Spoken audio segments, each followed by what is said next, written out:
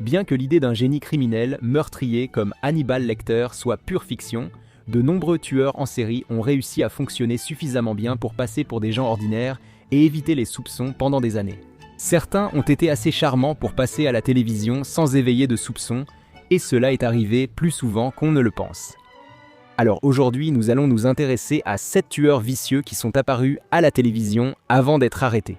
Mais avant de commencer, assurez-vous de vous abonner à Weird History. Laissez un commentaire et dites-nous quelles autres curiosités pop vous souhaitez découvrir. Personne ne dit de passer à la pub. Avez-vous déjà pensé que les participants secondaires de vos émissions de télé-réalité préférées pourraient cacher un secret sombre? Vous y penserez désormais. En juin 2014, un épisode de Celebrity MasterChef mettait en scène le chanteur anglais J.B. Gill servant des pâtes et des boulettes de viande à des conducteurs de bus. Ce n'est qu'après coup que les gens l'ont compris. Un des chefs qui travaillait avec lui, Steven Porte, a été arrêté en octobre 2015 pour avoir empoisonné 4 hommes. C'est glaçant. L'homme qui cuisinait avec Gill rencontrait des hommes via des sites gays, les attirait chez lui et les empoisonnait avec des doses mortelles de GHB. Par coïncidence, 3 des victimes de Porte ont été retrouvées juste au moment où cet épisode a été diffusé. Porte a été condamné à la réclusion à perpétuité le 25 novembre 2016. Cependant, de nombreuses questions concernant des irrégularités présumées dans l'enquête policière ont surgi depuis.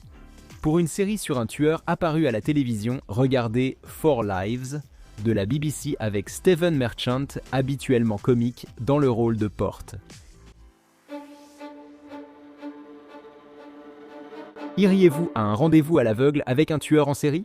C'est presque ce qui est arrivé à une femme malchanceuse nommée Cheryl Bradshaw dans l'émission The Dating Game en 1978 lorsqu'elle a choisi Rodney Alcala parmi les autres candidats. Lorsqu'on lui a demandé quel serait son meilleur moment, il a répondu « la nuit » en expliquant que la nuit, c'est là que ça devient vraiment intéressant.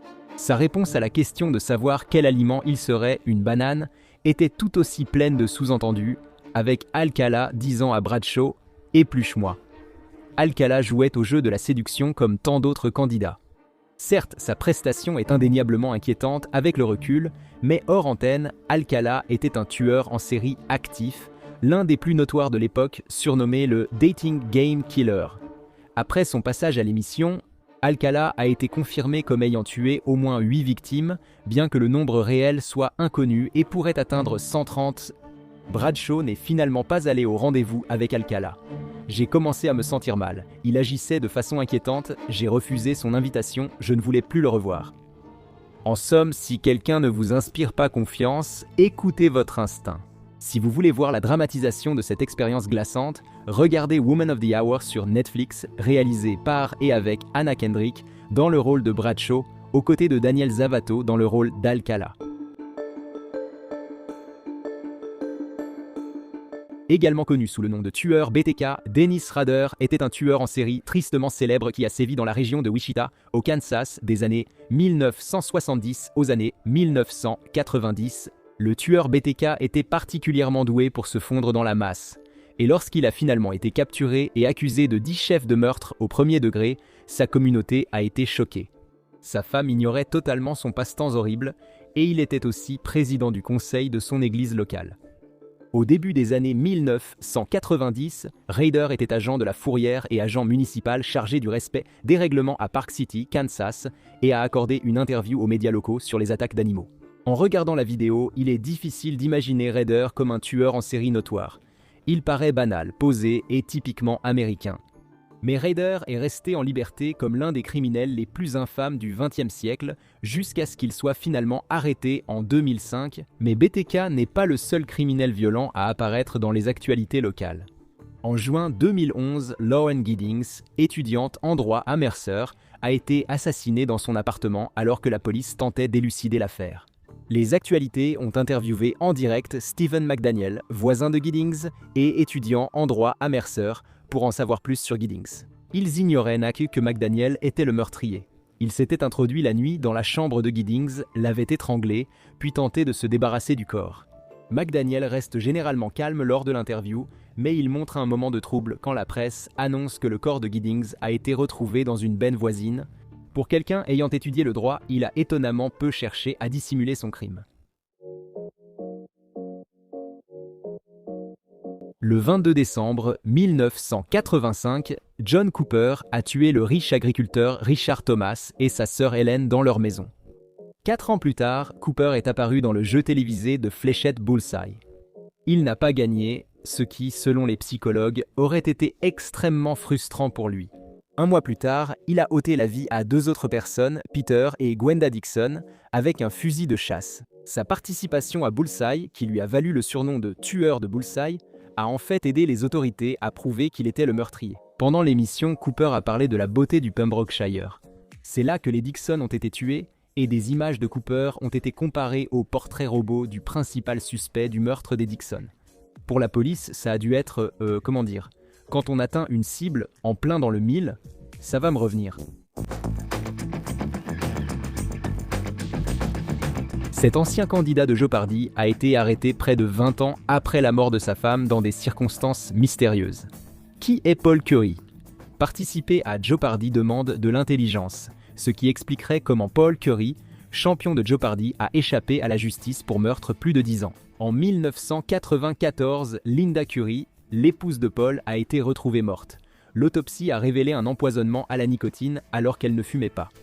Paul a tenté de toucher plus de 500 000 au titre de l'assurance vie après sa mort. D'accord, donc peut-être qu'il n'était pas si intelligent que ça. Paul Curry pensait qu'il restait une longueur d'avance sur la police pendant un certain temps. Mais il s'est avéré que la justice prenait simplement son temps et faisait preuve de rigueur. Il a fallu 16 ans au procureur pour monter un dossier contre Paul jusqu'à ce qu'il soit finalement arrêté en 2010. Après avoir déménagé et s'être remarié 4 ans plus tard, il a été condamné pour meurtre au premier degré et fraude à l'assurance. L'émission 48 Hours a dédié un épisode à l'enquête intitulé « To Catch a Genius ». Peut-être aurait-il mieux fait de participer à La Roue de la Fortune.